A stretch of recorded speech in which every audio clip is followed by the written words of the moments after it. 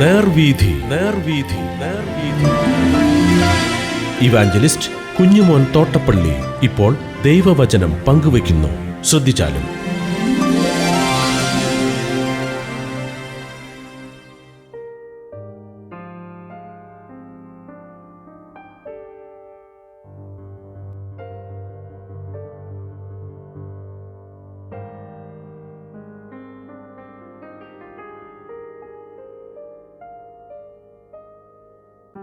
യിരെമ്യാ പ്രവചനം 41-ാം അധ്യായം ഞാൻ വായിക്കുന്നത് ശ്രദ്ധിച്ചാൽ.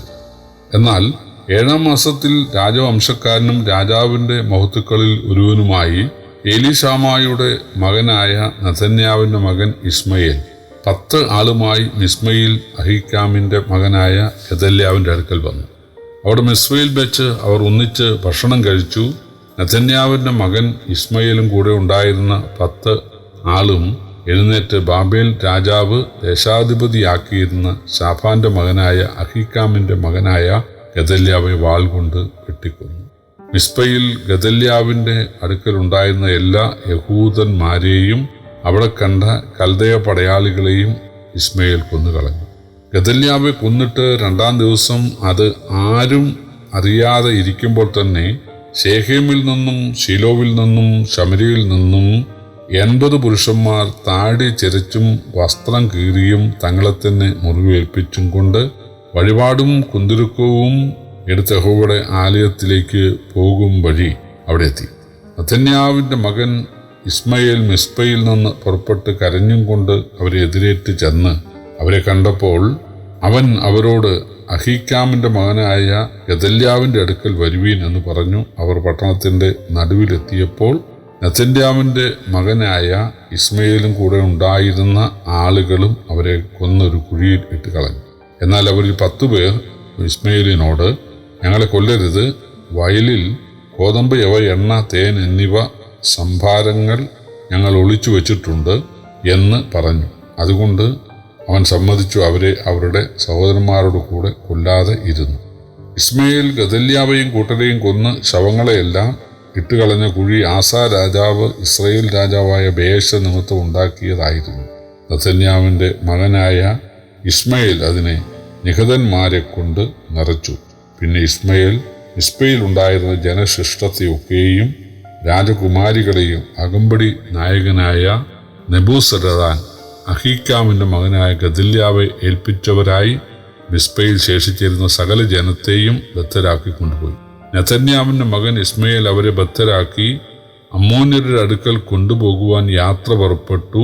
നഥന്യാവിൻ്റെ മകൻ ഇസ്മയേൽ ചെയ്ത ദോഷമൊക്കെയും കാരേഹിൻ്റെ മകനായ യോഹാനാനും കൂടെ ഉണ്ടായിരുന്ന പടത്തലവന്മാരും കേട്ടപ്പോൾ അവർ സകല പുരുഷന്മാരെയും കൂട്ടിക്കൊണ്ട് നഥന്യാവിൻ്റെ മകനായ ഇസ്മയേലിനോട് യുദ്ധം ചെയ്യുവാൻ ചെന്നു. ഗിബെയോനിലെ പെരുംകുളക്കര വെച്ചവരെ കണ്ടെത്തി.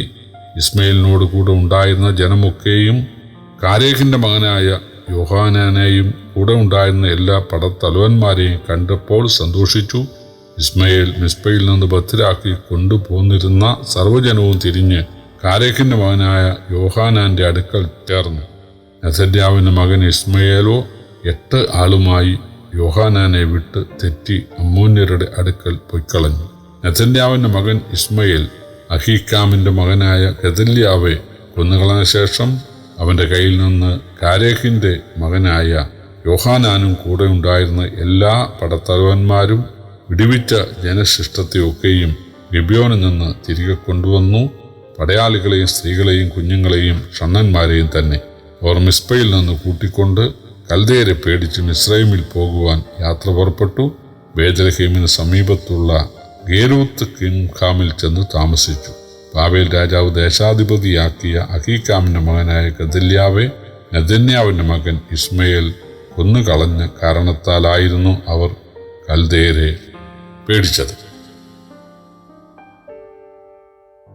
അമ്മോന്യ രാജാവിൻ്റെ ഗൂഢാലോചന പ്രകാരം യഹൂദ രാജവംശക്കാരനായ ഇസ്മയേൽ എന്നവൻ ദേശാധിപതിയായ ഗെദല്യാവെ കൊല്ലാൻ പദ്ധതിയിട്ട കാര്യം യോഹാനാൻ എന്നവൻ രഹസ്യമായി ഗെദല്യാവെ അറിയിച്ചെങ്കിലും അദ്ദേഹം അത് വിശ്വസിച്ചില്ല എന്ന് നാം 40-ാം അധ്യായത്തിൽ കണ്ടു.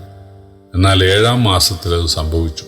ഇസ്മയേൽ തന്നെ കാണാൻ 10 ആളുമായി വന്നപ്പോഴെങ്കിലും ഗദല്യാവ് ശ്രദ്ധിക്കേണ്ടതായിരുന്നു. എന്നാൽ അത് ഉണ്ടായില്ല. നമ്മുടെ കർത്താവ് പറഞ്ഞു, ബുദ്ധിയിൽ കുഞ്ഞുങ്ങളാകരുത്. അതായത് പാമ്പിനെപ്പോലെ ബുദ്ധിയും പ്രാവിനെപ്പോലെ നിഷ്കളങ്കരുമായിരിക്കണം. പാമ്പിൻ്റെ ബുദ്ധി എന്ന് പറയുന്നത് സ്വയരക്ഷയാണ്. അപ്പോൾ തീർച്ചയായിട്ടും നമ്മുടെ രക്ഷ, നമ്മുടെ സ്വയരക്ഷ, അത് നമ്മൾ ചിന്തിക്കണം. യോഹന്നാൻ പറഞ്ഞിരുന്നു, നിന്നെ കൊല്ലാൻ അമ്മൂനോട് കാശ് മേടിച്ചിട്ടുണ്ട്, അതുകൊണ്ട് നീ ശ്രദ്ധിക്കണം, ഞാൻ അല്ലെങ്കിൽ അവനെ കൊല്ലാം എന്ന് പറഞ്ഞപ്പോൾ ഇയാളത് കാര്യമായിട്ട് എടുത്തില്ല. കാരണം അയാൾ വിചാരിച്ചത് അവർക്ക് ദൈവമക്കളല്ലേ, അവർ യഹൂദരല്ലേ, അവർ അങ്ങനെ ചെയ്യുമോ? ബാബേൽ രാജാവ് ആളുകളെ അടിമകളായി പിടിച്ചുകൊണ്ട് പോയെങ്കിലും കുറച്ചുപേരെ എങ്കിലും ഇവിടെ ശേഷിപ്പിച്ച് നമുക്ക് സ്വദേശത്ത് താമസിക്കാൻ ഇടയാക്കിയല്ലോ. അപ്പോൾ അങ്ങനെയുള്ളവർ എന്നെ കൊല്ലുമോ? കൊല്ലുകയില്ലെന്നാണ് പാവം വിചാരിച്ചത്. പക്ഷേ ആ 10 പേർ ചേർന്ന് ഇയാൾ ഭക്ഷണം കഴിച്ച ശേഷം ഇയാളെ കൊല്ലുകയായിരുന്നു. 2 ദിവസം കഴിഞ്ഞ് വടക്കേ രാജ്യത്തെ, അതായത് ശമരിയ, ശേഖയും ശീലോ പ്രദേശങ്ങളിൽ നിന്ന് ചില ഉപവാസത്തോടെ ദേവാലയത്തിലേക്ക് പോവുകയായിരുന്നു. അവരെ ഈ ഇസ്മയേൽ കണ്ടിട്ട് പറഞ്ഞു, ഇപ്പോഴത്തെ ദേശാധിപതിയായ ഗദല്യാവെ ഒന്ന് കണ്ടിട്ട് പോകും, ഞാൻ അദ്ദേഹത്തെ പരിചയപ്പെടുത്താം. ഒരു സന്തോഷത്തോടെ വന്നു. ഗദല്യാവിൻ്റെ വീട്ടുമുറ്റത്ത് അവരെ കൊല്ലുകയാണ്.